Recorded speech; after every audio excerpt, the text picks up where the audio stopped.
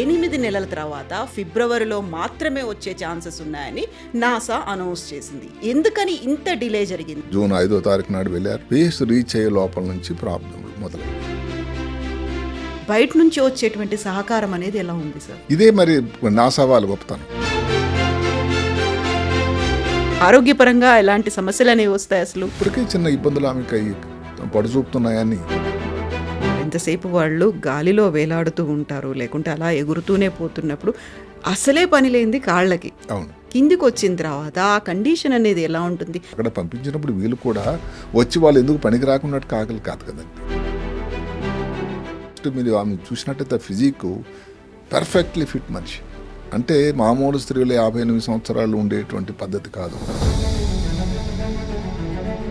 Next generation కోసం ఒక ప్రయోగాలు చేయడమే కాదు, లైఫ్ని రిస్క్లో పెట్టుకోవడం అనేది కూడా వాళ్ళకు తెలుసు ఏం జరుగుతుంది అనేది. వాళ్ళందరికీ తెలిసే వెళ్ళారు. కల్పనా చావ్లా వెళ్ళినప్పుడు వాళ్ళకి తెలియదా? ఆల్మోస్ట్ వచ్చేసామని బయలుదేరినప్పుడు స్పేస్ స్టేషన్ నుంచి వాళ్ళ చుట్టాలకి మెసేజ్లు ఇచ్చుకున్నారు. కల్పనా చావ్లాకి ఎందుకని లింక్ పెట్టుకొని చూసే పరిస్థితి వచ్చింది? అంటే ఆమె. నమస్తే, నేను Kavitha. Welcome to I dream. Sunita Williams భారతీయ మూలాలున్నటువంటి అమెరికన్ ఆస్ట్రోనాట్. 58 సంవత్సరాల సునీత విలియమ్స్ అంతరిక్ష పరిశోధనల కోసం వారం రోజుల పాటు ఉండడానికి అంతరిక్ష ట్రావెల్ చేశారు, స్పేస్ ట్రావెల్ చేశారు. వారం రోజులు అనుకున్నది కాస్త వారాలు గడిచిపోయాయి. చివరికి ఆల్మోస్ట్ 8 నెలల తర్వాత ఫిబ్రవరిలో మాత్రమే వచ్చే ఛాన్సెస్ ఉన్నాయని నాసా అనౌన్స్ చేసింది. ఎందుకని ఇంత డిలే జరిగింది? అన్ని రోజుల పాటు అక్కడ ఉంటే శరీరంలో వచ్చేటువంటి ఎలాంటి పరిణామాలు చోటు చేసుకుంటాయి? అంతరిక్ష ప్రయాణంలో ఆరోగ్య సమస్యలు ఎలా ఎదురవుతూ ఉంటాయి? ఒక ఇంట్రెస్టింగ్ సబ్జెక్ట్ ఇది. ఈ టాపిక్ గురించే ప్రపంచమంతా చర్చించుకుంటోంది.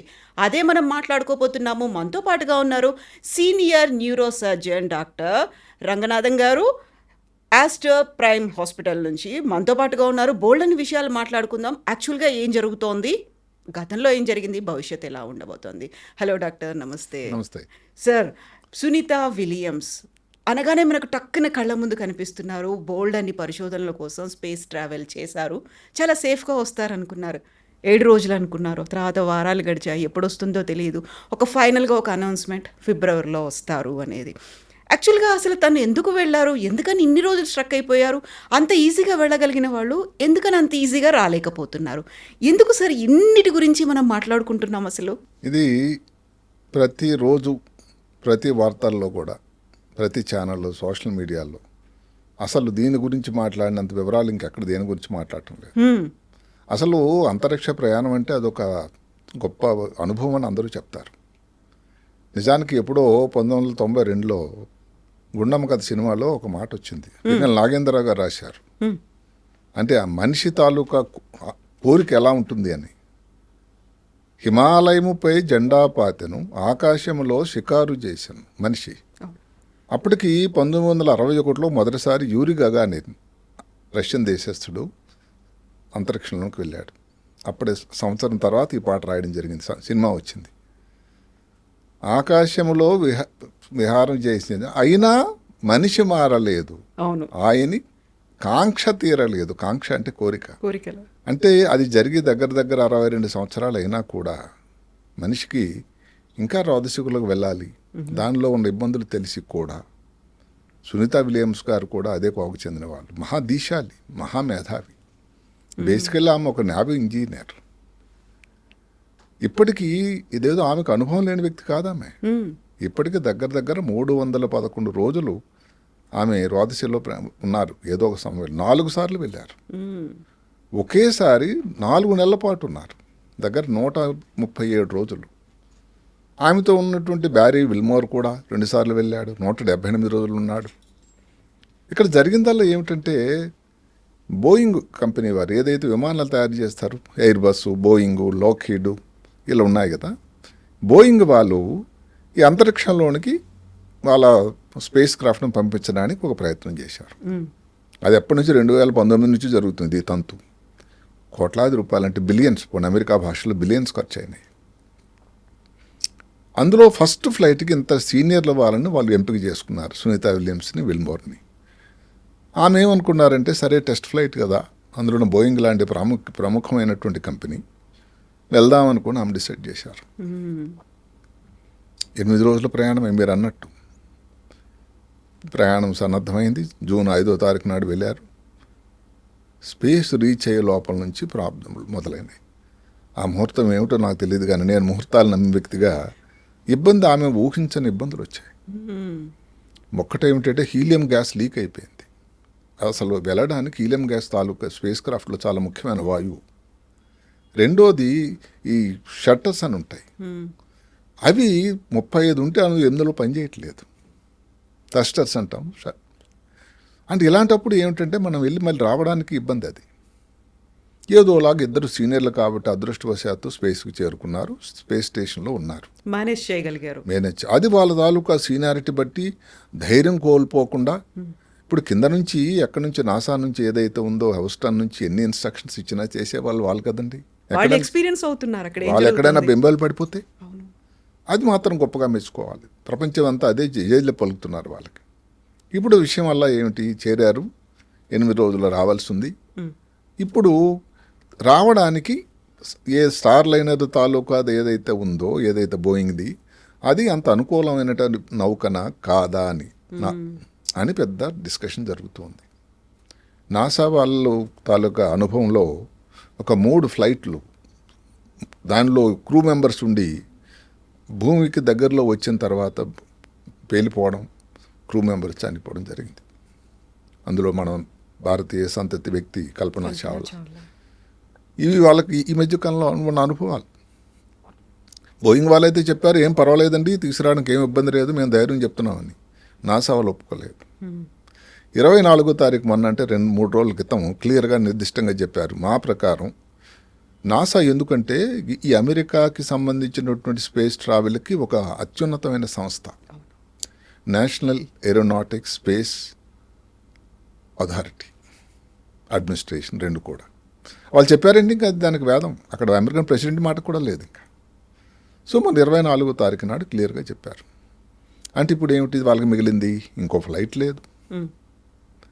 సరిగదా వాళ్ళు అప్పటికి ఆ చెప్పే లోపల ఒక ప్రత్యామ్నాయం కూడా ఏర్పాటు చేసుకున్నారు. చాలా పద్ధతి. స్పేస్ ఎక్స్ వాళ్ళు వచ్చే నెల అంటే సెప్టెంబర్ 24వ తారీఖున 9th మిషన్ వాళ్ళు వెళ్తున్నారు. చూడండి, ప్రైవేట్ ఛానల్ అయ్యుండి కూడా ఇక్కడ మనం ఎవరిని కూడా ఎలుగెత్తి చాడడానికి కోసం కాదు. ఐడ్రీమ్లోనే ఒకసారి మనం ఆ ఎలన్ మస్క్ గురించి ఒకసారి మాట్లాడుకున్నాం.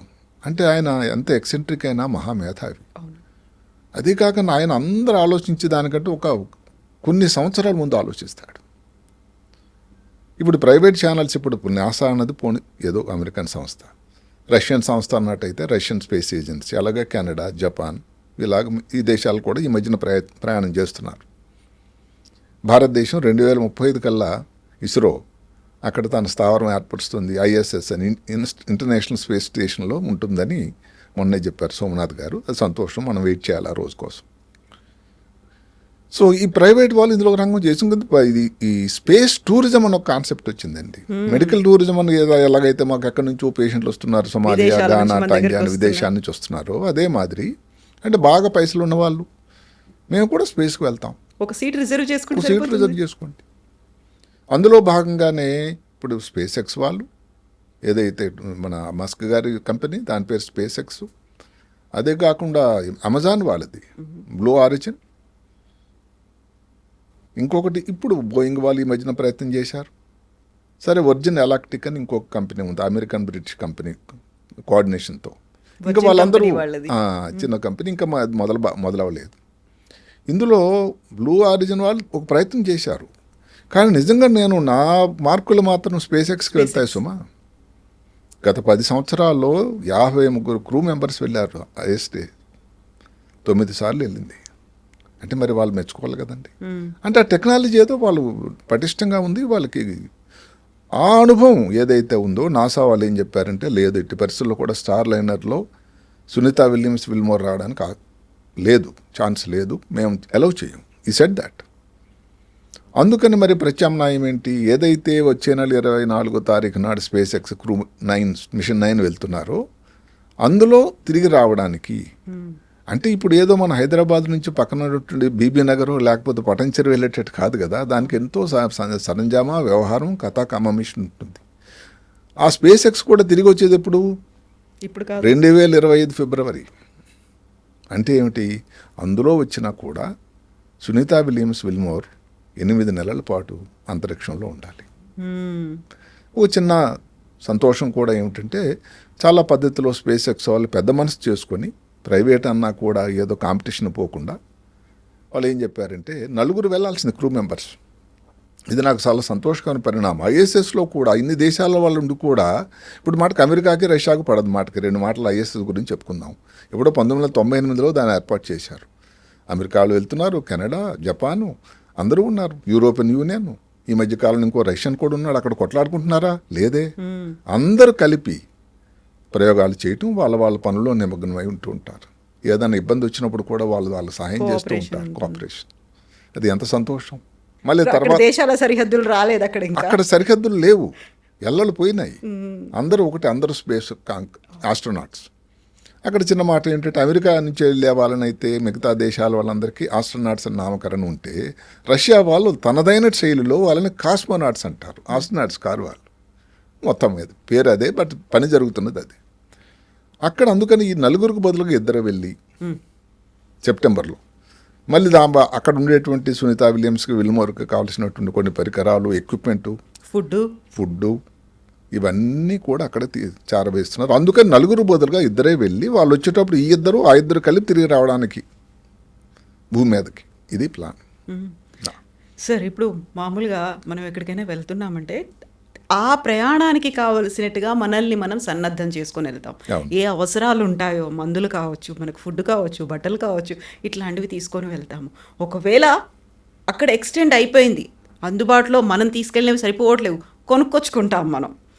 ఇప్పుడు వెళ్ళినటువంటి అంతరిక్షం స్పేస్ ట్రావెల్లో అలాంటి పరిస్థితులు లేవు. అసలు వెళ్తున్నప్పుడే ఇంధనంలో కావచ్చు, మిగతా పరికరాల్లో కావచ్చు, డ్యామేజ్లు అనేవి అయిపోయాయి, ఫెయిల్యూర్స్ అయినాయి. ఇవన్నీ అయినప్పుడు కూడా సేఫ్గా అక్కడ ల్యాండ్ అయ్యారు. అయిన తర్వాత వాళ్ళు వెతుక్కోవాల్సింది, పర్టికులర్గా ఆక్సిజన్ దగ్గర నుంచి ప్రతిదీ చూసుకోవాల్సినటువంటి అవసరం ఉంటుంది. ఈ పరిస్థితుల్లో వాళ్ళు ఎలా మేనేజ్ చేసుకుంటున్నారు? బయట నుంచి వచ్చేటువంటి సహకారం అనేది ఎలా ఉంది సార్? ఇదే మరి నాసా వాళ్ళు గొప్పతనం. ఆ కోఆర్డినేషన్ చాలా గొప్పగా ఉందని నేను నిజంగా చెప్పాలి. ఎందుకంటే ఇప్పుడు ఇంటర్నేషనల్ స్పేస్ స్టేషన్ ఐఎస్ఎస్లో ఏమిటంటే, అది 356 అడుగులు. అంటే అమెరికన్ ఫుట్బాల్ ఫీల్డ్ అంత చదరం ఉండేటువంటి ఏరియా అండి, అంత పెద్దది. అందులో 6 స్లీపింగ్ క్వార్టర్స్ 6 ఉంటాయి, ట్యూబ్స్ లాగా ఉంటాయి. 2 బాత్రూములు, 2 అందులో ఉండడానికి మామూలుగా ఏమిటంటే 6 నుంచి 7, 6 బెడ్స్ ఉన్నాయంటే 6 ఉంటే అందరికీ ఈజీగా ఉంటుంది కదండి. ఇప్పటికీ 7 ఉన్నారు. ఇప్పుడు సునీతా విలియమ్స్ వారిద్దరు వెళ్ళారు అంటే ఎంతమంది అవుతున్నారు? 9. సరి కదా.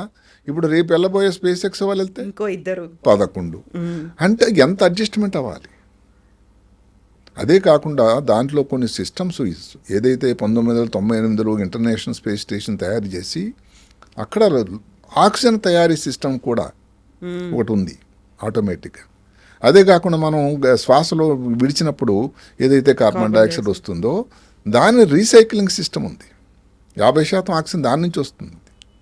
మళ్ళీ వాటర్ కావాలి. వాటర్ కోసం ఏమిటి, వచ్చినటువంటి తేమలో కానీ లేకపోతే మూత్రం కానీ దాని రీసైక్లింగ్ సిస్టమ్ వచ్చి దాన్ని వాటర్ చేస్తున్నారు. అక్కడ అన్నీ ఉన్నాయి.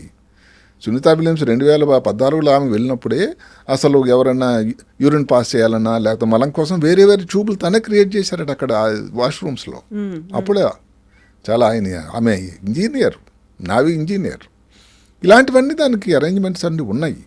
అదే కాకుండా ముందు చెప్పినట్టుగా ఏదైతే ఉందో, మన ఆగస్టు 6వ తారీఖు నాడు కజకిస్తాన్ నుంచి ఒక రాకెట్ వెళ్ళింది ఇంటర్నేషనల్ స్పేస్ స్టేషన్కి ఈ సామాన్లు వీటితో. మరి రేపు సెప్టెంబర్లో వెళ్ళబోయేటువంటి స్పేస్ ఎక్స్ ద్వారా కూడా వాళ్ళకి అవసరమైనటువంటి సామాన్లు అవన్నీ స్పేస్ స్టేషన్కి చేరవేస్తున్నారు. అయితే ప్రజల్లో ఉన్నటువంటి భయం, ఆందోళన, ఇది వనరులు అన్నీ ఉన్నాయా లేదా అని.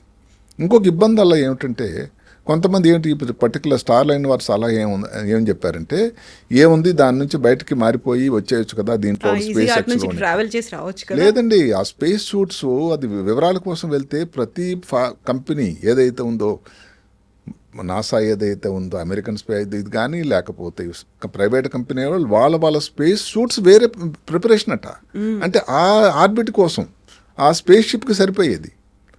ఇప్పుడు స్టార్ లైన్ వాళ్ళది దానికి ఎలా సరిపోతుంది స్పేస్ ఎక్స్కి? ఈజీగా యాక్సెస్గా ఉండదు కాదు. సో అదే ప్రాబ్లం వచ్చింది. కాబట్టి స్పేస్ సూట్స్ కూడా ఇప్పుడు రేపు సెప్టెంబర్లో వెళ్ళబోయేటువంటి స్పేస్ షిప్లో వెళ్ళబోతున్నాయి, వాళ్ళకి సరిపోయేటువంటి స్పేస్ సూట్స్. సో ఇంత అరేంజ్మెంట్స్ అయితే జరిగాయి. ప్రాబ్లం వల్ల ఏమిటంటే మీరు మీ ఇంట్రడక్షన్లో ఒక మాట చెప్పారు. రాకేష్ శర్మ భారతదేశం మొట్టమొదటి భారత వ్యోమగామి. ఆయన 1984లో అంతరిక్షంలోకి వెళ్ళాడు రష్యన్ వాళ్ళతో. అప్పుడు ప్రధాని ఆయనతో మాట్లాడి ఇక్కడ నుంచి ఇందిరాగాంధీ మాట అడిగారు, మీకు ఎలా కనిపిస్తుంది భారతదేశం అక్కడి నుంచి అని. చాలా చక్కని మాట చెప్పాడు. సారే జహాं से अच्छा హిందూసీతా హమారా. అన్నిటికంటే మేడం నాకు మన దేశం చాలా గొప్పగా కనబడుతుంది అని. ఇలాంటివన్నీ ఒక విషయం అనిపించేటట్టు తిరిగి వచ్చాడు. కానీ అతను మీరు గమనించాల్సింది ఏంటంటే రాకేష్ శర్మ ఉన్నది 7 రోజులు 18 గంటలు 48 నిమిషాలు, అంటే పూర్తిగా 8 రోజులు కూడా కాదు. ఇక్కడ మరి సునీత వాళ్ళు ఇద్దరు కూడా ఉండాల్సింది 8 నెలలు. కాబట్టి ఇప్పుడు ప్రజల్లో ఉండేటువంటి ఆందోళన, భయం కూడా. ఇవి నేను వస్తూనే ఈ విల్మోర్ వాళ్ళ అమ్మాయి ఒక ఇంటర్వ్యూ ఇచ్చింది, చిన్న వీడియో. అంటే ఆ కుటుంబ వ్యక్తులు కూడా వాళ్ళకి ఎంత సహకారం ఉంటుంది అని. లేదు మా నాన్న చాలా ధైర్యం, ఆయనకు అన్నీ ఇవన్నీ తెలుసు, మేమేం వరీ అవటం లేదు, ఆయన వచ్చేస్తాడు. I really appreciated the courage. నిజంగా అక్కడ వెళ్ళినటువంటి ఆ ఇద్దరు వ్యోమగాములకే కాదు, వాళ్ళ ఫ్యామిలీ మెంబర్స్ కూడా అదే కాన్ఫిడెన్స్ ఉండాలి, అంత సపోర్ట్ కూడా వాళ్ళు ఇవ్వాల్సిన అవసరం ఉంటుంది. అంటే ఇప్పటికేమిటంటే మనం ఇందాక చెప్పుకున్నట్టుగా సునీత గారు 4 సార్లు వెళ్ళారు, విల్మోర్ గారు 2 సార్లు వెళ్ళారు. 311 రోజుల అనుభవం దానికి, 178 రోజుల అనుభవం ఈయనకి విల్మోర్కి ఉంది. కాబట్టి మనం సురక్షితంగా తిరిగి వద్దామని మన అందరం కూడా వాళ్ళు వస్తారని మనం కోరుకుందాం. Exactly sir. ఇప్పుడు Boeing for the first time పంపిస్తుంది అనుకున్నప్పుడు హెసిటేషన్ అనేది లేకుండా ఇద్దరు ఎస్ వీఆర్ రెడీ అన్నట్టుగా బయలుదేరి వాళ్ళు వెళ్ళారు. ఫర్దర్గా భవిష్యత్తులో జరగబోయేటువంటి పరిశోధనల కోసం మేము వెళ్తున్నాము అనే ఒక కాన్ఫిడెన్స్ వీళ్ళకి ఇవ్వగలిగి వాళ్ళు అలాగే వెళ్ళారు. దానికి బోయింగ్ వాళ్ళు స్టార్లు అయిన వారు జీవితాంతం ఉండపడి ఉండాలి. Exactly sir. సునీత విలియమ్స్ ఏదో మొదటి రోజు వెళ్తున్నట్టు వ్యోమగామి కారు, విల్మోర్ గారు కూడా కాదు. సింపుల్గా వద్దనొచ్చు, అవును, కానీ అది వెనకంజం వేయడం వాళ్ళకి ఆ వీళ్ళలోనే లేదండి, ఆ జాతకంలోనే అంత ధైర్యవంతులు. సరే 8 రోజుల ప్రయాణమే కదా, కొత్త కంపెనీ, మనం వాళ్ళకి సహాయం చేద్దామని ఒకే ఒక ఆలోచనతో ఇద్దరు కూడా అందులోనికి అడుగెట్టారు. సరే ఇబ్బందులు మనం మాట్లాడుకున్నాం. సార్ ఇప్పుడు అంతకాలం అక్కడికి ఉండాలి అని ప్రిపేర్డ్గా అయితే వాళ్ళు లేరు, బట్ వెళ్ళారు. వెళ్ళిన తర్వాత కావాల్సినటువంటి అరేంజ్మెంట్స్ ఎక్స్టర్నల్గా జరుగుతున్నాయి. జరిగినప్పటికీ ఇంటర్నల్గా, సైకలాజికల్గా, హెల్త్ పరంగా బోల్డ్ అని మార్పులు చేర్పులు ఉంటాయి. ఆబ్వియస్గా భూమి మీద ఉన్నటువంటి వాతావరణం అక్కడ కనిపించదు. గ్రావిటీ పరంగా చూసుకున్నప్పటికీ తేలుతూ ఉండాలి, ఎగురుతూ కనిపించాలి. ఇవన్నిటితో పాటుగా వచ్చేటువంటి బాడీలో చేంజెస్ అనేవి ఉంటాయి. 8 నెలల పాటు అక్కడ ఉండడం అనేది ఎలాంటి ఎఫెక్ట్స్ చూపిస్తుంది సార్? ఆరోగ్యపరంగా ఎలాంటి సమస్యలు అనేవి వస్తాయి? అసలు చాలా ఆరోగ్యపరంగా ఉన్నాయి సమస్యలు. అయితే ఏమిటంటే ఇక్కడ ఇంతకుముందు వాళ్ళు వచ్చి సంతోషంగా వచ్చేసారు, సుఖంగా ఉన్నారు మొన్నటి వరకు. అదే కాకుండా ఒకేసారి ఏది ఇంతకుముందు కూడా ఇలాగా ఈ ఎక్స్టెండెడ్ స్టే అంటారు, అంటే అనుకోకుండా ఒక పర్టికులర్ రోజులు అనుకొని ఒక వ్యక్తి రష్యా నుంచి సెర్జీ క్రెకలోవ్ అని ఒక ఆయన వెళ్ళి అప్పుడే సోవియట్ యూనియన్ వెళ్ళాడు. ఇంక విడిపోలేదు, ఆయన వెళ్ళేసరికి సోవియట్ యూనియన్ ఉంది, వచ్చేసరికి వెళ్ళేస్తే తర్వాత మొదలైంది ఇక్కడ గొడవ. అప్పుడు విడిపోయింది, రష్యా వచ్చింది.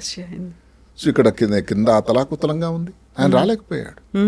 311 రోజులు ఉండాల్సి వచ్చింది, అంటే దగ్గర సంవత్సరం పాటు. అప్పుడు అందరూ యూనియన్ గా కలిసి పంపించారు, ఇప్పుడు ఆయన విడిగా వచ్చాడు. అయినా రష్యా వాళ్ళు తీసుకురావడం, ఆ తర్వాత కూడా ఇప్పుడు మీరు నమ్మరు, క్రికెట్లో పుతిన్కి రైట్ హ్యాండెడ్ మ్యాన్గా ఉన్నాడట మాస్కోలో. అంటే ఆరోగ్యపరంగా నిజానికి పెద్ద ఇబ్బందులు లేవు. అయితే ఎవరికి వస్తాయో ఆరోగ్యం అని మనం చెప్పలేము. ఇంకా అందరికంటే వ్యాలరీ ప్రెవకావ్ అని ఒక ఆయన ఒకేసారి 435 రోజులు ఉన్నాడు సింగిల్ రన్. అది రికార్డు ఈ రోజు కూడా. మళ్ళీ అతను కూడా రష్యనే. అంటే ఫస్ట్ వెళ్ళడం కానీ, ఎక్కువ రోజు ఉండడం కానీ, ఎక్స్టెండెడ్ స్టే కానీ ఏదైనా రష్యన్సే. ఈ పర్టికులర్గా అంతరిక్ష యాత్రలు మాత్రం మొత్తం మీద ఆయన 748 రోజులు లేడాడు మొత్తం అన్నిసార్లు. 80 సంవత్సరాల వయసు వరకు ఏ మాత్రం కూడా చెక్కు చెదరకుండా 2022లో జరిగిపోయాడు. 94 నుంచి 95 మధ్యలోనే ఒకేసారి 400 ముందు చెప్పినట్టు 35 రోజులు ఉన్నాడు. అంటే నిజానికి వీళ్ళందరూ ఆరోగ్యం లేకపోతే వాళ్ళకి అన్ని ఇబ్బందులు వచ్చినట్టయితే ఇన్ని రోజులు ఉండడానికి ఆస్కారం లేదు కదా. 80 సంవత్సరాలు అంటే పరిపక్వమైన వయసు. అయితే ఇబ్బంది అలా వాళ్ళకి లేదు అని మిగతా వాళ్ళకి రాదా, దానికి సైన్స్ విరుద్ధంగా ఉంది. అందరి బాడీ అనాటమీ ఒకలా ఉండదు. అదే కాకుండా మనం మాట్లాడుతున్నది సునీత విలియమ్స్ ఒక స్త్రీ సంబంధిత ఎవరిని కించపరిచే ప్రయత్నం కాకపోయినా స్త్రీ సంబంధిత వివరాలు, శరీరంలో మార్పులు అవన్నీ సహజం. వారి వయసు కూడా 58. ఇంతకుముందు 2018లో వెళ్ళినప్పుడు వయసు 46, అంటే 12 సంవత్సరాలు చిన్న వయసు. ఇప్పుడు 12 సంవత్సరాలు పెరిగింది కదా. అయితే మరి చిన్న చిన్న ఇబ్బందులు, ఇప్పటికే చిన్న ఇబ్బందులు ఆమెకు పడుచూపుతున్నాయని మీడియాలో వచ్చాయి. ఒకటంటే కంటిలో ఒక ఇబ్బంది, అదే కాకుండా కండరాల గురించి. దీనికి ఇబ్బందికి రోదసిలో ఎందుకు ఇబ్బందులు వస్తాయని 2 మాటలు మనం చెప్పుకుందాం. ఒకటి మైక్రోగ్రావిటీ, రెండోది స్పేస్ రేడియేషన్. ఇవి చాలా ఇబ్బందికరమైనటువంటి పరిస్థితులు. అది భూమి మీద ఏం ఉండదు. అవి అలాంటి పరిస్థితులు మనకు లేనే లేవు. మైక్రోగ్రావిటీ అంటే ఆల్మోస్ట్ గ్రావిటీ, అంటే భూమి ఆకర్షణ శక్తి లేదండి, లేదు. అక్కడ మరి ఏమవుతుందని అంటే ఇప్పుడు కాళ్ళలో ఉండేటువంటి రక్తం అంతా కూడా తలవైపు వెళ్ళిపోతుంది. ఫ్లూయిడ్స్ అన్నీ తలకి వెళ్ళిపోతాయి. కాళ్ళలో ఉండే రక్తనాళాలు ఇవన్నీ కూడా క్షీణించిపోతాయి, అంటే ఖాళీ అయిపోతాయి. సర్క్యులేషన్ అనేది ఉండదు, బాడీకి కావాల్సిన సర్క్యులేషన్. గుండెకి పని లేదండి, ఇంకా గుండెకి పని అన్నిటికీ పంపింగ్ ఇది. అందువల్ల గుండెలో మార్పులు, అవి మాట్లాడుకుందాం. గుండెలో మార్పులు వస్తాయి. గుండె తాలూకా కొట్టుకోవడం, కంట్రాక్టిలిటీ ఏదైతే క్షీణించిపోతుంది. ఇదంతా సరిగదా. ఇక్కడ ఏమిటి, అతివృష్టి అనావృష్టి మాదిరి. అంటే కింద ప్రాంతంలో అనావృష్టి, అతివృష్టి ఎక్కడ, తల కంటిలో. అంటే ఇదంతా ఈ ఫ్లూయిడ్ అంతా కంటి లోపలికి వెళ్ళిపోతుంది, ప్రెషర్ ఎక్కువ అవుతుంది, వెళ్ళిపోతుంది. అందుకని అక్కడ ఒక ముఖ్యమైనటువంటి సిండ్రోమ్ వచ్చింది, space craft associated neuro ocular syndrome. దాని ముద్దు పేరు SANS అని, షార్ట్ పీరియడ్.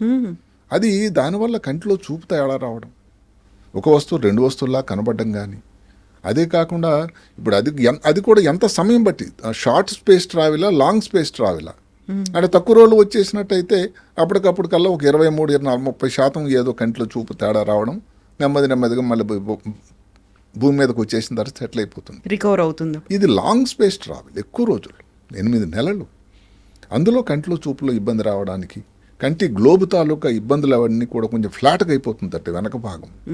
గ్లకోమా లాంటి ప్రాబ్లం రావడం, క్యాట్రాక్ట్స్ లాంటివి తొందరగా రావడం, ఇలాంటి అవకాశాలు ఉన్నాయి. వస్తాయని కాదు, మేము అపశకునం మాట్లాడటం లేదు, వచ్చేదానికి ఆస్కారం ఉంది.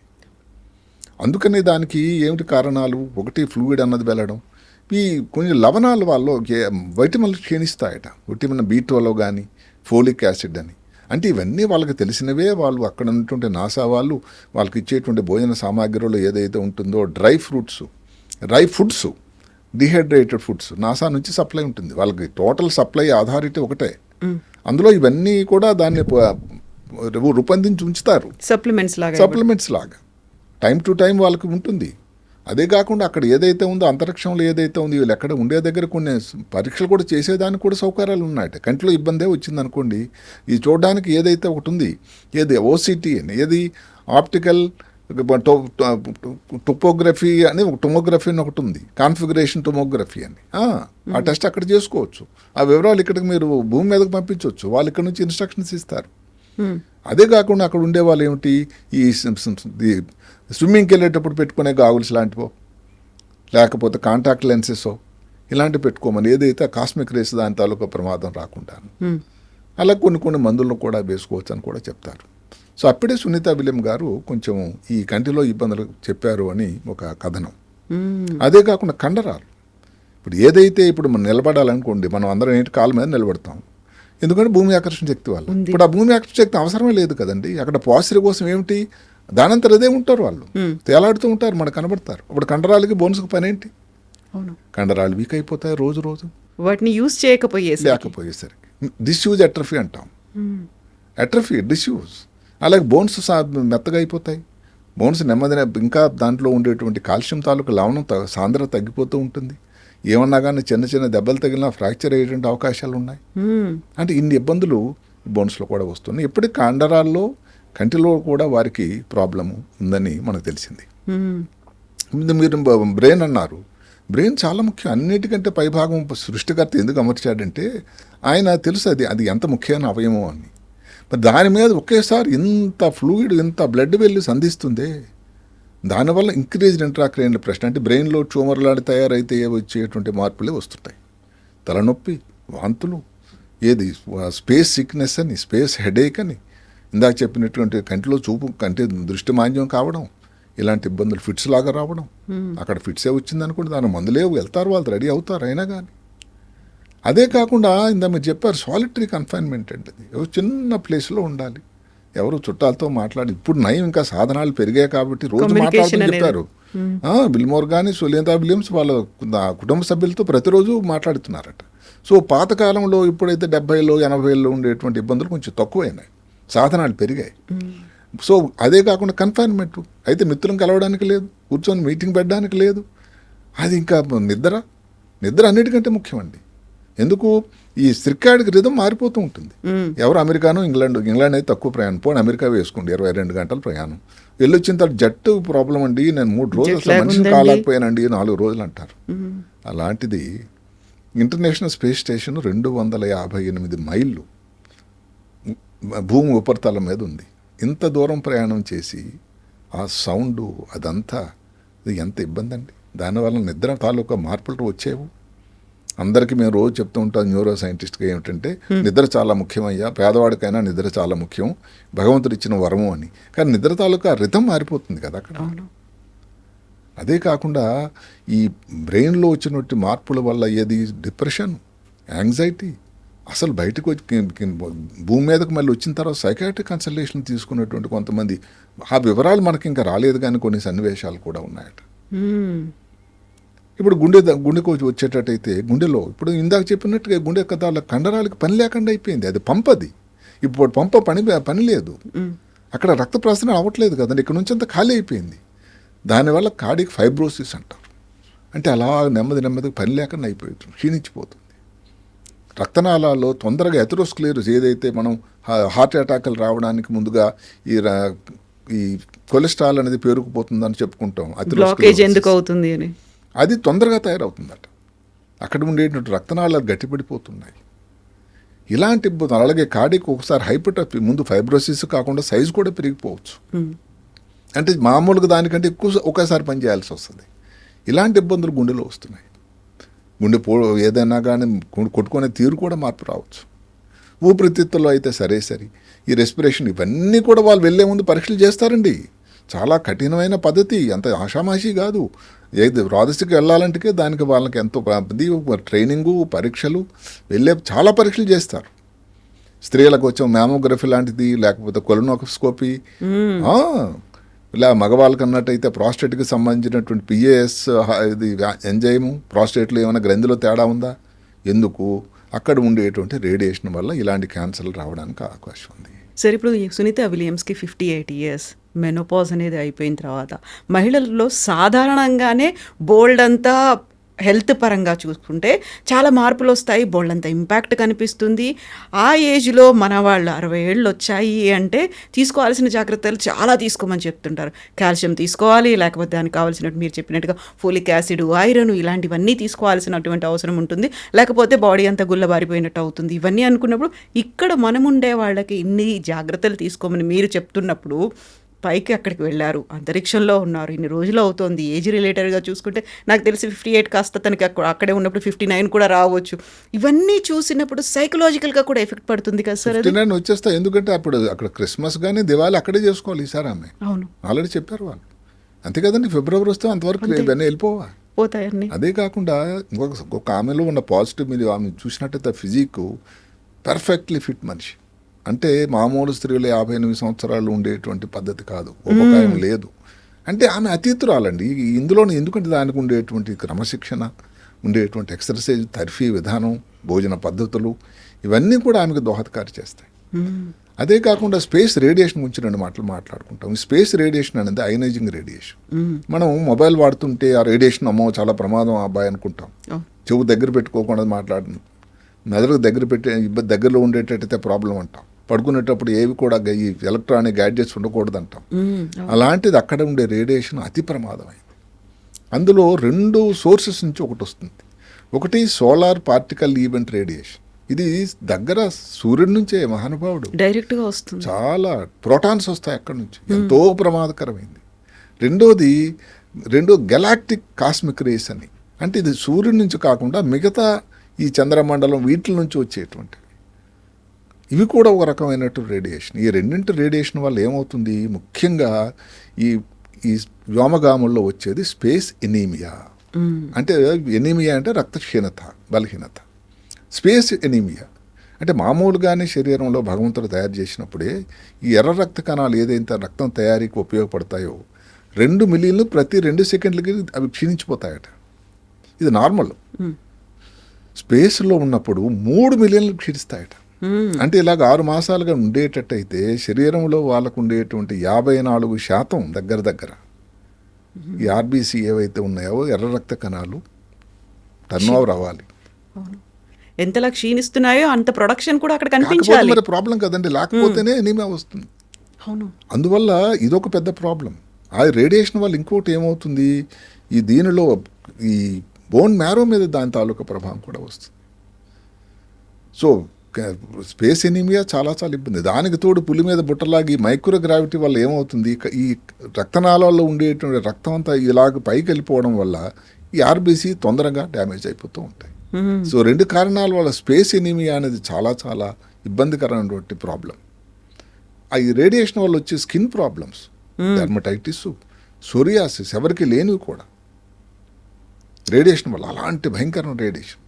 ఈ తర్వాత స్కిన్ క్యాన్సర్లు, basal cell carcinoma, squamous cell carcinoma, melanoma అని 3 రకాలు ఉన్నాయి. ఇప్పుడు మీరు క్రికెట్ కానీ అభిమానులు అయితే మన దేశం వాళ్ళు కానీ అక్కడ అసలు ఆస్ట్రేలియా వాళ్ళు కానీ, ముఖ్యంగా ఆస్ట్రేలియా న్యూజిలాండ్ ప్రాంతంలో ఒక సన్ స్క్రీన్ పెయింట్ వేసుకుంటారు ముఖం మీద. ఎందుకంటే అక్కడ ఉండేటువంటి ఆ రేడియేషన్, అయనైజింగ్ రేడియేషన్ అంత ఎక్కువ ఉంది ఆ ప్రాంతాల్లో. అందుకని ఎక్కడ వచ్చేది క్యాన్సర్ వచ్చేది. అక్కడ ఆస్ట్రేలియా వాళ్ళు కొంతమందికి బేసల్ సెల్ కార్సినోమా అంటే ఫేస్ మీదే వస్తుంది. వచ్చిన సన్నివేశాలు కూడా ఉన్నాయి అక్కడ. వాళ్ళు నేటివ్స్ అయ్యుండి కూడా. సో ఇలాగ మధ్యలో వెళ్ళే వాళ్ళకి సన్ స్క్రీన్స్ పెట్టుకోవాల్సి వస్తుంది. అలాంటిది మరి స్పేస్లో రేడియేషన్ వల్ల ఎంత ఇబ్బంది ఉంటుంది. సో ఇలాంటి ఒకటి ఇబ్బంది ఉంటుంది.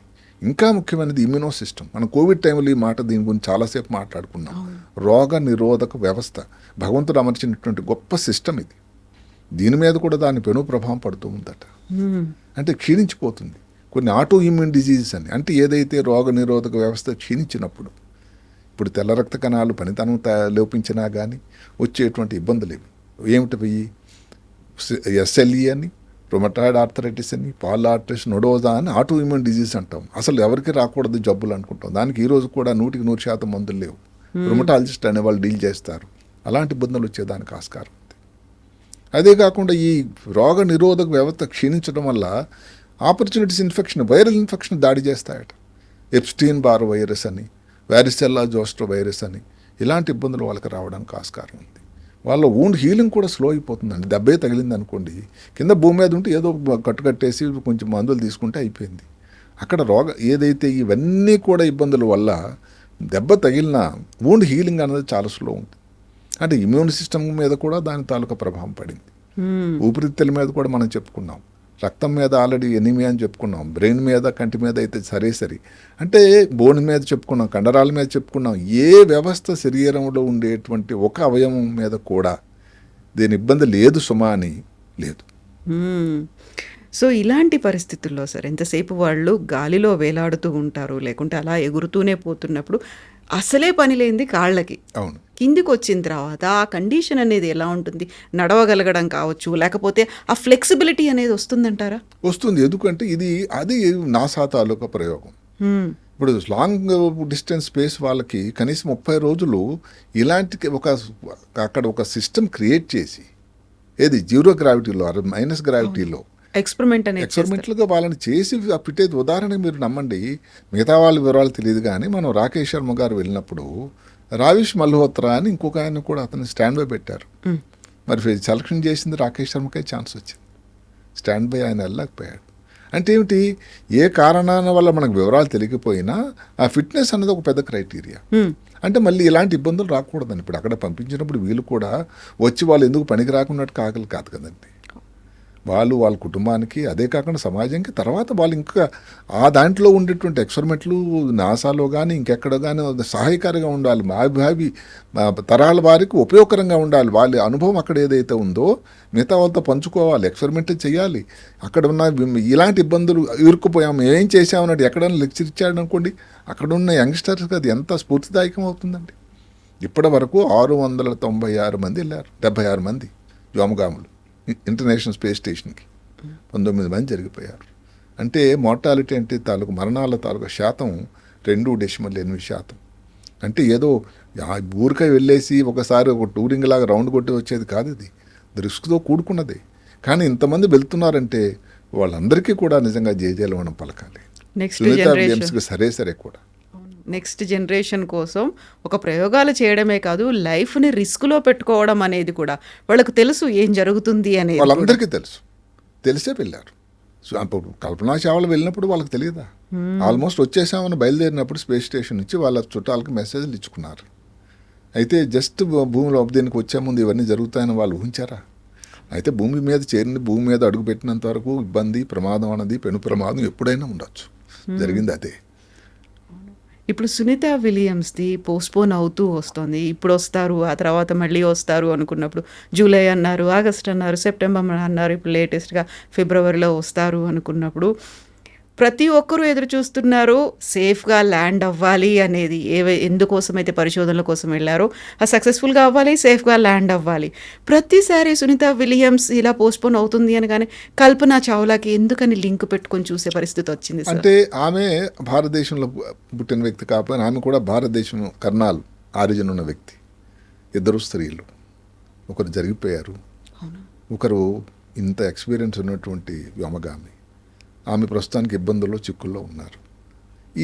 దీని నుంచి ఆమె బయటకు రావాలని, ఇంకో కల్పనా చావ్లా లాంటి ప్రమాదం జరగకూడదని ప్రపంచం అంతా ఎదురు చూస్తూ ఉన్నారు. ఎందుకంటే అంత ధీశాలి. అసలు ఒక స్త్రీ ఎంతమంది వెళ్ళారు ఇంతవరకు?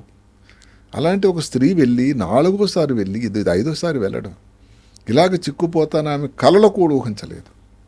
ఎందుకంటే ఆ ప్లానింగ్లో 8 రోజులు ఉండడమే. ఎక్కడ 8 రోజులు, 3 మంది చెప్పినట్టుగా 8 నెలలు అయిపోతుందండి.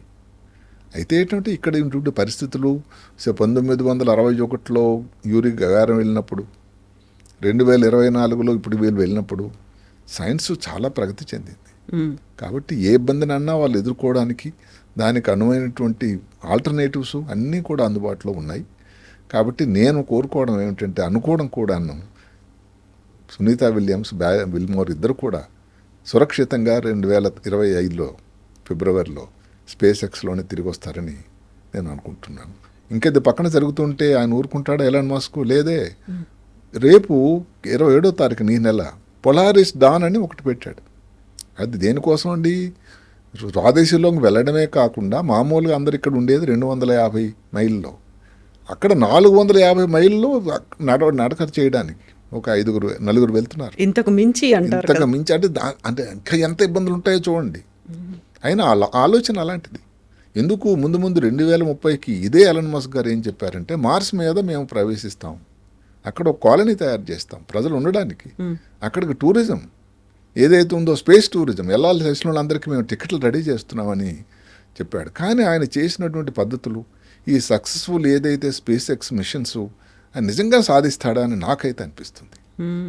సార్, మీరు ఇప్పుడు ఒక మాట అన్నారు, సైన్స్ బాగా అభివృద్ధి చెందింది, టెక్నాలజికల్గా చాలా ముందుకు వెళ్తోంది అనుకున్నప్పుడు మళ్ళీ అదే ప్రశ్న ఉదయిస్తుంది. 8 రోజులు అనుకున్న వాళ్ళు 8 వారాలు గడిచిపోయి 8 నెలల దాకా వెళ్ళాల్సి వస్తుంది. అంత డ్యూరేషన్ ఎందుకు ఉంది? ఇంతగా అభివృద్ధి చెందాము, ఇంతగా ముందుకు వెళ్ళాము అనుకున్నప్పుడు, ఇన్ని రకాల కంపెనీలు వచ్చాయి, ఇన్ని రకాల ఎక్స్పెరిమెంట్స్ జరుగుతున్నాయి అనుకున్నప్పుడు ఫిబ్రవరి ఎందుకు, ఇంకా ముందుకు ఎందుకు జరగలేకపోతుంది అనేది? అది టెక్నికల్ హిచ్ అండి. ఏమిటా టెక్నికల్ హిచ్? ఫస్ట్ స్టార్ లైనర్లో టెక్నికల్ హిచ్ వచ్చింది. ఎందుకంటే వాళ్ళు కూడా ఊహించలేదు. బోయింగ్ వాళ్ళేం ఆషామాషి కంపెనీ కాదు. ప్రపంచంలో అతిపెద్ద, ఒకప్పుడు అతిపెద్ద ఎక్కువ విమానాలు తయారు చేసేటువంటి సంస్థ అమెరికాలో ఉన్నటువంటి సంస్థ. మరి అలాంటికి వరుస వాళ్ళకి ఇబ్బందులు వచ్చాయి. ఇప్పుడు ఇది స్టార్ లైన్లో ఇబ్బంది అయింది, ఆ మధ్యకాలంలోనే 747 గొప్ప ఫ్లైట్ తయారు చేశారు వాళ్ళు. మధ్య మార్గంలో ఒక డోర్ ఓపెన్ అయిపోయింది, ఇరిగిపోయింది. అంత ఎంత ఇబ్బంది అండి, ఎంత పరువు నష్టం. అంటే అంతా కలిపి ఒక్క స్టార్ లైనర్ ప్రోగ్రామ్ కోసమే బోయింగ్ వాళ్ళకి దగ్గర దగ్గర $10 బిలియన్ లాస్ అయినట. అంటే ఎంత లాస్ అంటే వాళ్ళకి ముందే కానీ ఇవన్నీ ఊహిస్తే చేయరు కదా. అదే కాకుండా ఈ దీంట్లో స్పేస్ ట్రావెల్లో అది ఏదో టైమింగ్ ఉంది. ఇంకా మనకు వివరాలు అంత పూర్తిగా తెలియదు కానీ మీరు అడగొచ్చు సింపుల్గా. ఇంకోటి ఏదో స్పేస్ ట్రావెల్ పంపించేసి తీసుకురావడం లేదు కదా, పని అయిపోయింది కదా ఒక పని అని. అది ఎందుకు అంత సింపుల్గా లేదు? ఎందుకంటే మా స్పేస్ ఎక్స్ వీళ్ళకి దానికోసం అనున్నటువంటి విధానాలు, విధి విధానం వాళ్ళు తయారు చేసినప్పుడు అలాగే ఇప్పుడు పడితే ఒక రిటర్న్ ట్రిప్ లాగా చేయడానికి ఆస్కారం లేదు. మళ్ళీ లేకపోతే ఇప్పుడు నుంచి వెళ్ళి ఇంకొక 8 నెలలు అక్కడ ఉండాలంటే టోటల్గా పోనీ 6 నెలలు. అది అలాంటి పరిస్థితులు తప్పనిసరి అయితే తప్ప నాసా వాళ్ళు మాత్రం ఎందుకు తప్పనిసరిగా చేస్తారు? అది మనం గమనించాలి. ఇది చాలా టెక్నికాలిటీస్ ఇష్యూస్. అది ఇక్కడేదో స్పేస్ ఎక్స్ లేకపోతే బోయింగ్కి ఉన్నట్టు వైరం కోసం కాదు ఇక్కడ. అసలు అక్కడ ఒకసారి స్పేస్ స్టేషన్కి వెళ్తే అక్కడ వైరమే లేదండి. ముందు చెప్పినట్టుగానే అక్కడే పక్కనే కెనడియన్ పక్కనే ఈ బెడ్సే షేర్ చేసుకుంటారు. ఇందాక చెప్పినట్టుగానే 6 ఉన్నాయి కదా, ఏది స్లీపింగ్ క్వార్టర్స్ అని 2 వాష్రూమ్స్ ఉన్నాయి. 9 మంది ఉండండి, 7 మంది ఉండండి, అవే షేర్ చేసుకోవాలి కదా. సార్ ఇప్పుడు అనుకోకుండా ఇలాంటివి ఏవో డిస్టర్బెన్సెస్ వస్తాయి, ఇమ్మీడియట్గా మనం సైకలాజికల్గా డౌన్ అయిపోతాం, ఒక డిప్రెషన్లోకి వెళ్ళిపోతూ ఉంటాము. దానికి మెడిటేషన్ చేసుకోండి, చాలా కూల్గా ఉండండి, రిలాక్స్డ్గా ఉండండి, హ్యాపీగా పడుకోండి, ఇలాంటివన్నీ డాక్టర్లు చెప్తూ ఉంటారు. అవును, చేయగలిగే వాళ్ళు చేస్తూ ఉంటారో లేకపోతే దాని ఎఫెక్ట్స్ అనేవి కనిపిస్తుంటాయి. అక్కడికి వెళ్ళిన తర్వాత రోజు ఇలా డిలే అయిపోతుంది, ఇంకొన్ని నెలలు మళ్ళీ ఇక్కడే మనం ఉండాలి, ఎదురు చూస్తూ ఉండాలి. అట్ ద సేమ్ టైం అక్కడ ఉన్నందుకు మళ్ళీ వాళ్ళు చేయాల్సినటువంటి ప్రయోగాలు ఇవన్నీ చేస్తూనే ఉంటారు. అది ఈవెన్ కొత్తగా వెళ్ళే వాళ్ళకి కూడా మెంటల్లీ ప్రిపేర్ అయ్యే దానికి పెద్ద అదే ముందు చెప్పాను కదా. ఏం చేస్తారు సార్ వాళ్ళు, ఎలా బ్యాలెన్స్ చేసుకుంటారు వాళ్ళని వాళ్ళు? అంటే అక్కడ ఉండేటువంటి వాతావరణం, స్పేస్లో ఉండే వాతావరణం ఇక్కడ నుంచి పెట్టి మెడిటేషన్ కానీ లేకపోతే రిలాక్సింగ్గా ఉండడం కానీ అక్కడ ఉండేటువంటి మ్యూజిక్ ఏదో పద్ధతిలో వినుకోవడం కానీ ఏదో ఒకటి సన్నద్ధాలు వాళ్ళు అవుతారు. ఏది ఎందుకంటే అలాగని ఇప్పుడు మాటకు 4 సార్లు వెళ్ళినప్పుడు 4 సార్లు కూడా వాళ్ళకి అంత రోజులు ఉండాల్సి వచ్చిందా సునీత విలియమ్స్? అందువల్ల ఏంటంటే దానికి సన్నద్ధమై నాసాలోనే తయారీలోనే ఇవన్నీ కూడా వాళ్ళు ముందు నుంచి అయిన తర్వాతే మరి చిన్న చిన్న పరీక్షలు అంటే అందరికి వచ్చేసాయి క్యాన్సర్లు. మరి ప్రాస్టేట్ క్యాన్సర్ రాకుండా ఉండడానికని ముందు ఎందుకు టెస్టులు చేయటం? ఎందుకంటే కాలోరెక్టల్ క్యాన్సర్, రక్తంలో వామగాముల కోసం ఈ రేడియేషన్ వల్ల ఒక 3లో ఒకరికి రావడానికి ఆస్కారం ఉందట క్యాన్సర్. స్కిన్ క్యాన్సర్ అయితే సరే. ఇలాంటివన్నీ ఇబ్బందులు ఉన్నాయి. కొన్ని సెల్ఫ్ లిమిటింగ్ ఉన్నాయి. ఉదాహరణ గుండె మీద అనుకున్నాం ప్రాబ్లమ్స్, అది మళ్ళీ భూమి మీదకి రాగానే కొన్ని రోజుల తర్వాత సెటిల్ అయిపోవడానికి ఆస్కారం ఉందట. కాల్లో కండరాలు అంటే క్షీణించిన కండరాలు ఒరిజినల్గా అయిపోవడం తొందరగా కాకపోయినా నెమ్మది కాలు భూమి మీద వేయగానే కొంచెం ఆన్నట్టు ఒక ఫీలింగ్ అయితే వస్తుందట. అది పెద్ద ప్రాబ్లం. ఇంకా అది కూడా వాళ్ళు భూమి మీదకి రాగానే ఏదో ఇంటికి పంపించారు వెళ్ళిపోరు కదండి వాళ్ళని పిల్లల్ని చూడడానికి. దానికి మళ్ళీ అక్కడ ఉండేటువంటి నాసాలోని ప్రయోగశాలలో అక్కడుండే వాతావరణానికి పూర్తిగా అనుకూలమైన తర్వాతే వాళ్ళ కుటుంబ మిత్రుల్ని, కుటుంబ సభ్యులను కలవడానికి ఇంత ముందు కూడా జరిగేటువంటి రేడియేషన్ జోన్ లోంచి బయటికి రావాలి, మళ్ళీ రేడియేషన్ మిగతా వాళ్ళకి ఇవ్వకూడదు, ఎక్స్పోజ్ అవ్వకూడదు వాళ్ళు. సో ఇన్ని విషయాలు ఉన్నాయి. అది ఒక పెద్ద ప్రక్రియ, పెద్ద సైన్సు. అంటే ఎంత అనుభవం వచ్చిన కొలది ఇంత ఉపయోగం ఉంటూ ఉంటుంది. అదే కాకుండా ఇప్పుడు దగ్గరలో ఏమిటంటే ఇప్పుడు ప్రతి రంగంలోనికి ఆర్టిఫిషియల్ ఇంటెలిజెన్స్ రంగప్రవేశం చేసింది. ఆర్టిఫిషియల్ ఇంటెలిజెన్స్ పెద్ద ఎత్తున రాబోతుంది. ఎందుకంటే వీళ్ళకు ఉండేటువంటి అనుభవాలు ఇవన్నీ జరిగినటువంటివి అవన్నీ వాళ్ళు డేటా రెడీ అయిపోతూ ఉంటుంది. డేటా బట్టి ఏదైనా ఇలాంటి ఇబ్బందులు వచ్చినప్పుడు ఏం చేయాలి మీరు అన్నట్టు క్వశ్చన్ డెఫినెట్గా మనకి దిశానిర్దేశం చేస్తుందని ఆర్టిఫిషియల్ ఇంటెలిజెన్స్. ప్రాబ్లం వల్ల ఏంటంటే డేటా అన్నది తక్కువ ఉంది. సంవత్సరానికి ఎంతమంది వెళ్తారు తెలుసా మీకు? నమ్మరు. ఇన్ని దేశాల్లో ప్రయత్నించి 12 మంది వెళ్తారట సంవత్సరానికి. 3 నెలలకు 3 అంటే సంవత్సరానికి 12 మంది వెళ్ళి వాళ్ళ అనుభవాలు, వాళ్ళు పడిన ఇబ్బందులు ఇవన్నీ కూడా ఎంత డేటా వస్తుందండి. కాబట్టి ఆర్టిఫిషియల్ ఇంటెలిజెన్స్ కూడా ఇంకా పని పడుతుంది. అంటే పాత డేటా కానీ అయితే ఇక్కడ అవన్నీ కంప్యూటర్ సాధనాల ద్వారా చేసినాయి కాబట్టి పాత డేటా కానీ ఎక్కడ ఉంటుంది కాబట్టి అక్యుములేట్ అయ్యి అవన్నీ అనలైజ్ చేసినట్టయితే డెఫినెట్గా ఆర్టిఫిషియల్ ఇంటెలిజెన్స్ మన ముందు అంటే ఇలాంటి ప్రాబ్లం, టెక్నికల్ ప్రాబ్లం వచ్చింది, ఆ షట్టర్స్ ఓపెన్ అవ్వట్లేదు, దానికి ఏం చేయాలి, హీలియం గ్యాస్ లీక్ అయింది, దానికి ఇవన్నీ కూడా వాళ్ళు ఆన్సర్ చెప్పగలిగినటువంటి సన్నివేశాలు వస్తాయని అందరూ అనుకుంటున్నారు. సో భవిష్యత్ అన్నది ఏదైతే ఉందో రోదసీ దీనికి యాత్రకి అదంత ప్రమాదకరం శాతం తగ్గిపోతూ ఉంటుందేమో, ఎక్కువ రోజులు వెళ్ళి ఉండేదానికి అవుతుందేమో అని నేను అనుకుంటున్నాను. ఎందుకంటే ఈ 1998లో స్టార్ట్ చేసినటువంటి ఇంటర్నేషనల్ స్పేస్ స్టేషను 2050 కల్లా తీసేస్తారట. అప్పుడు ఇంకా దానికంటే పెద్ద స్టేషన్ రెడీ చేస్తారు. అంటే అందరూ కూడా వాళ్ళ తాలూకా పనితనం బట్టి అక్కడ ఒక్కొక్క విడిది ఏర్పాటు చేసుకుంటూ ఉంటారు. వాళ్ళ అడుగు జాడలు అక్కడ ఉంటాయి. 2035 కల్లా ఇస్రో వాళ్ళు మళ్ళీ భారతదేశం తాలూకా జెండా అక్కడ ఎగరవేయబోతున్నారు. ఇందాక చెప్పినట్టుగానే కెనడా వాళ్ళు, జపాన్ వాళ్ళు ఆల్రెడీ ఉన్నారు. వీళ్ళందరూ కలిసి సంఘీభావంతో స్పేస్ యాత్ర ఇంకా కొంచెం శుభతరంగా కుశలంగా ఉంటుందని నేను అనుకుంటున్నాను. అందులోనూ ఇంత పెద్ద ఎక్స్పెరిమెంట్ చేస్తున్నారు కాబట్టి ఎక్స్పెక్ట్ ద అన్ఎక్స్పెక్టెడ్ అనే మాట, ఇవన్నీ కూడా ముందు ఆలోచించుకొని కూడా ఆలోచించుకుంటారండి. ఇదేదో ఊరికే అన్ఎక్స్పెక్టెడ్ అంటే మనం ఏదో ఎగ్జామ్కి వెళ్ళినప్పుడు ఫస్ట్ వస్తుంది అనుకోండి, సెకండ్ వచ్చినప్పుడు అంత అన్ఎక్స్పెక్టెడ్ కాదు ఇది. దానికి ఎన్నో నెలల ప్రయత్నం అండి. ఎంతమందిని వ్యోమగాములు సంవత్సరాల ముందు సెలక్షన్ చేస్తారు, చేసి వాళ్ళకి తర్ఫీదిస్తారు ఇన్ని నెలలు. అంటే అక్కడ ఉండేటువంటి వాతావరణం నాసాలో హూస్టన్లో క్రియేట్ చేస్తారు. రష్యా వాళ్ళైతే రష్యా అక్కడ చేస్తారు. కాబట్టి అక్కడికి వెళ్ళేది ఊరికే టక్కమని వెళ్ళి ఏదో కొత్త విషయానికి ఎక్స్పోజ్ అయిపోవడానికి ఆస్కారం లేదు. సార్, మనం ఇన్ని రకాలుగా వచ్చేటువంటి ఆరోగ్య సమస్యల గురించి మాట్లాడుకుంటున్నప్పుడు తీసుకున్న ఆహారం ఎక్కువగా డ్రైయే తీసుకుంటూ ఉంటారు. దాంతోపాటుగా అక్కడ ఉన్నటువంటి అట్మాస్ఫియర్, ఇవన్నీ గ్యాస్ట్రో ఇంటెస్టినల్ ప్రాబ్లమ్స్ మీద ఏమన్నా ఎఫెక్ట్ చూపిస్తుందంటారా? ఉంటాయండి. ఇప్పుడు ఉదాహరణకి స్పేస్ డయేరియా అని ఒకటి ఉంది. అంటే స్పేస్లో వెళ్ళడం వల్ల డయేరియా వస్తుంది కొంతమందికి. అదే కాకుండా ముందు మనం చెప్పినట్టుగా ఏమిటంటే ఈ గ్యాస్ట్రోఇంటెస్టినల్ సిస్టమ్ ఏదో పేగుల్లో ఒక ఫ్లోరా, మైక్రోబియల్ ఫ్లోరా అని ఉంటుంది, ఉపయోగకరమైంది, అవసరమైంది అది. అంటే మనం ఏదైనా పొరపాటున అక్కడ ఫుడ్ తీసుకున్నా కానీ దాన్ని సెట్ చేసేటువంటిది ఒక సిస్టమ్, డిఫెన్స్ మెకానిజం ఉండాలి కదా. ఆ డిఫెన్స్ మెకానిజం క్షీణిస్తుంది, ఏదైతే ఉపయోగకరమైనటువంటి ఫ్లోరా నశిస్తుంది. అదే సరిగదా ఇప్పుడు మనకి అపెండిసైటిస్ లాంటి ఇబ్బందులు రావడం, కోలిసిస్టైటిస్ అని ఏదైతే గాల్ బ్లాడర్ బ్లాక్ అయిపోవడం, జాండిస్ లాంటి రావడం, ఇలాంటివన్నీ అవకాశాలు ఉన్నాయి. అని ఈ చిన్న చిన్న ఇబ్బందుల కోసం మీరు నమ్మరు, స్పేస్ స్టేషన్లో ఎలాంటి సౌకర్యాలు ఏంటంటే ఇప్పుడు మాట ల్యాపరోస్కోపీ, కోలిసిస్టెక్టమీ చేయడానికి ఆస్కారం అయితే లేవు, కానీ అక్కడ అల్ట్రాసౌండ్ సౌకర్యం ఉంది. ఎక్కడ? స్పేస్ స్టేషన్లో. కాకండి వాళ్ళే చేసుకోవాలి. అంటే అవన్నీ వాళ్ళు ముందు ఇక్కడ ట్రైనింగ్ అవుతారు. ఇందాక చెప్పినటువంటి ఓసిటీ కూడా వాళ్ళు చేస్తారు.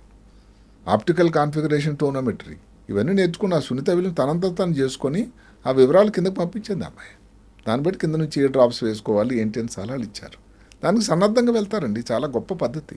నిజంగా వాళ్ళు కేవలం అక్కడ ఓన్లీ ఎక్స్పెరిమెంట్ చేయడానికి మాత్రమే వెళ్ళట్లేదు, కంప్లీట్ గా వాళ్ళు ఒక డాక్టర్ ఉంటారు, ఒక ఇంజనీర్ ఉంటారు, సైంటిస్టు, అందరూ ఉంటారు. వాళ్ళు రీసెర్చ్ వ్యక్తి, అన్ని ఒక వ్యక్తిలో ఉన్నటువంటి రూపం. సింపుల్ ఆస్ట్రోనాట్ అనడానికి సరిపోదు వాళ్ళని.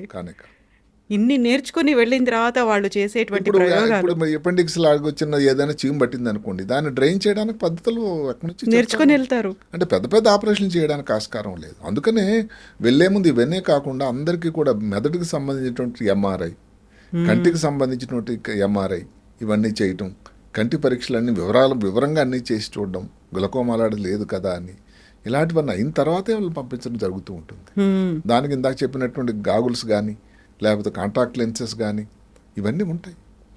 అందువల్ల గ్యాస్ట్రో ఇంటెస్టినల్ ప్రాబ్లమ్స్ కూడా ముఖ్యమైన ప్రాబ్లమ్స్ ఏదైతే ఉందో అపెండిసైటిస్, కోలిసిస్టైటిస్, గాల్ బ్లాడర్ తాలూకు ఇది కానీ, గాల్ బ్లాడర్లో ఉండేటువంటి స్టోన్స్ వెళ్ళి దాన్ని బ్లాక్ అయిపోవడం కానీ, కిడ్నీలో స్టోన్స్, ఇవన్నీ ఒక పాసిబిలిటీస్ అయితే అవకాశం అయితే ఉన్నాయి. అన్నిటికంటే ఏమిటంటే ఇబ్బందికరమైంది, ప్రమాదకరమైంది ఏదైతే ఉందో ఈ ఫ్లోరా, దానిలో నార్మల్గా ఉండేటువంటి మైక్రోబియా డ్యామేజ్ అయిపోయినట్టయితే ఏదైతే ఇన్ఫెక్షన్ అనేది తొందరగా రావడానికి ఆస్కారం ఉంటుంది. అలాగే స్పేస్ డయేరియా, లక్కీగా అది సెల్ఫ్ లిమిటింగ్, దానంతరం అదే తగ్గిపోతూ ఉంటుంది.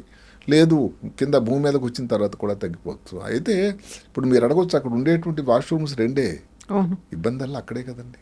జీవితం అన్నది అడ్జస్ట్మెంట్. అంటే స్పేస్ స్టేషన్ అనుభవం అడ్జస్ట్మెంట్కి ప్రతీక. అంటే ఏది మీరు కంప్లైంట్ చేయడానికి లేదండి. ఏదో కాఫీ ఇవ్వలేదు టైం కన్నా శ్రీమతి మీద అరవడానికి లాగా అడిగినట్టు లేదు అక్కడ అవకాశం. అన్నీ మనమే స్వయంగా సిద్ధం చేసుకొని అడ్జస్ట్మెంట్ చేసేటువంటి, అన్ని జాతీయులు అన్ని దేశస్తులతో కూడా కలిసిమెలిసి ఉండి చేసేటువంటి గొప్ప సాధనే ఐఎస్ఎస్. నిజంగా సార్ తినే ఆహారం దగ్గర నుంచి పడుకోవాలి అనుకున్నప్పుడు కూడా ఎలా పడుకుంటారు, ఎక్కడ పడుకుంటారు, అలా గాల్లో ఎగురుతూ ఉన్నప్పుడు వాళ్ళని వాళ్ళు కట్టేసుకొని పడుకోవాల్సినటువంటి పరిస్థితుల్లో ఉన్నారంటే ఈజీ టాస్క్ కాదు అస్సలు. కానే కాదు. అదే కాకుండా మనం చెప్పుకున్నాం ఇప్పుడు వీళ్ళిద్దరు ఇప్పుడు స్పేస్ ఎక్స్ వాళ్ళిద్దరు వెళ్తే అక్కడ కాబోయేది 11 మంది. షేరింగ్ ఎలా? స్లీపింగ్ ఛాంబర్స్ అన్నవి ఎన్ని ఉన్నాయి? 6 ఉన్నాయి. అంటే ఇక టర్న్స్ ఏదో ఉంటుంది దానికి ఒక పద్ధతి ఒకటి. అలా నేను చెప్పడం అడ్జస్ట్మెంట్. మామూలుగా హాయిగా ఇంటి దగ్గర దాని బెడ్రూమ్లో పడుకునే అవకాశం అక్కడ లేదుగా. అక్కడ ఉంటూ సంతోషంగా ఎవరు అమెరికన్ అక్కడ నుంచి చంద్రుడి తాలూకు ఫోటోలు పెట్టాడు మన వచ్చాయి మీడియాలో. అట్లా అలాంటితో ఒక పని కల్పించుకొని చేస్తూ ఉండి ఇంకా మర్చిపోవటమే. రోజులు గడిచిపోతూ ఉంటాయి, వారాలు గడిచిపోతాయి, నెలలు గడిచిపోతూ ఉంటాయి. ఇలాగ ఒక మెంటల్లీ ప్రిపరేషన్తో వాళ్ళు వెళ్తారు. అందువల్ల ఇప్పుడు ఇంతవరకు మనం చెప్పినటువంటి క్రెకోకు కానీ పెలరోడ్ కానీ ఇంత లాంగ్ స్టాండింగ్ ఉండి కూడా ఎక్కడలో కూడా వాళ్ళు ఏదో ప్రమాదకరమైనటువంటి ఇబ్బందులు ఆరోగ్యపరంగా వచ్చాయి, దానివల్ల ఇట్లా అయిపోయారని చెప్పేటువంటి అవకాశాలు లేవు. యూరి గగారిన్ కూడా మొదటిసారి అక్కడ చంద్రుని మీద దీని మీద స్వాదిశలోకి వెళ్ళిన తర్వాత వచ్చి ఫ్లైట్ నడిపించాడు. ఫ్లైట్ పైలట్ ఆయన ఎక్కడ ప్రమాదంలో చనిపోయాడు. అంత వయసు అప్పటికి ఆయనంతా 46 సంవత్సరాలు 48 చిన్న వయసులోనే జరిగిపోయాడు. అయితే మరి అందరికంటే ఎక్కువ రోజులు ఒకేసారి ఉండేటువంటి ధీశాలి మరి 80 సంవత్సరాల వరకు హాయిగా జీవించాడు. కాబట్టి వీళ్ళకి ఏది ఉండకూడదు, అన్నిటికీ దానికి ఏవైతే ఉన్నాయో ప్రత్యామ్నాయాలు వాళ్ళు రెడీ చేసుకుని వెళ్తారు. ఇబ్బందులు వచ్చేటప్పుడు దాన్ని ఎదుర్కొనేటువంటి సామర్థ్యం, అన్ని అవకాశాలు, అన్ని సౌకర్యాలు అక్కడ లభ్యంగా ఉన్నాయి. ఈ సాధన ఏదైతే ఉందో సౌకర్యాలు, కమ్యూనికేషన్ సిస్టమ్స్ అన్నది చాలా చాలా పెరిగి ఉన్నాయి. నాసాలో ఉండేవాళ్ళు 24/7 అండి పని వాళ్ళకి. అదేను బై రొటేషన్. సో వాళ్ళకి అవసరమైనటువంటి ప్రతి వివరాలు చిన్నవో పెద్దవో కూడా వాళ్ళకి ఇండికేషన్ ఇస్తూనే ఉంటారు. కాబట్టి ఈ తాలూకా మరణాల సంఖ్య అన్నది చాలా తగ్గిపోయింది. అసలు సునీతా విలియమ్స్ గారిని నువ్వు బిలోని అలౌ చేయకపోవడానికి కారణం అది ఇంకొక డెత్ కాకూడదు అని. అది ఇబ్బందికరం అయినా కూడా అది అందుకు అఫ్కోర్స్ సునీతా విలియమ్స్ని విల్మోర్ని అందులో ఇన్వాల్వ్ చేశారా, వాళ్ళతో డిస్కషన్ అయిందా లేదా మనకైతే వివరాలు లేవు. మొత్తం మీద స్పేస్ ఎక్స్ వాళ్ళు, బోయింగ్ వాళ్ళు, స్టార్ లైనర్ వారు, నాసా వాళ్ళు ముగ్గురు కూర్చొని డిసైడ్ చేసి చివరికి ఇది పద్ధతిలో సురక్షితంగా వాళ్ళిద్దరిని కూడా తీసుకురావడానికి ఒక పథకం, ఒక పద్ధతి ద్వారా తయారు చేయడం జరిగింది. Yes sir, thank you so much sir. ఇప్పుడు మనం ఫిబ్రవరిలోనే రావాలి అని కోరుకోవాలి, అట్ ద సేమ్ టైం చాలా సేఫ్గా కూడా ల్యాండ్ అవ్వాలి. ఆ తర్వాత వాళ్ళకి ఎలాంటి హెల్త్ ప్రాబ్లమ్స్ లేకుండా హ్యాపీ లైఫ్ లీడ్ చేయాలి. ప్రపంచం అంతటా కూడా అన్ని జాతుల వారు, అన్ని తెగల వారు, అన్ని దేశస్తుల వారు కూడా ఈ క్షణం కోసమే. ఎందుకంటే ఇది చాలా అందరికీ కూడా పరీక్షా సమయం. అంటే ముందు వెళ్ళబోయే వామగాములు అందరికీ ఇది ఒక పరీక్ష. అందరూ ఎదురు చూస్తున్నారు, అన్ని దేశాల వాళ్ళు కూడా ఎదురు చూస్తున్నారు. అంతా క్షేమంగా జరుగుతుందని నేను ఆశావాహిని నేను అనుకుంటున్నాను. ఎస్ సార్, మేము కూడా అదే కోరుకుంటున్నాం సార్, క్షేమంగా రావాలి అనేది. Thank you so much sir. Right. Thank you.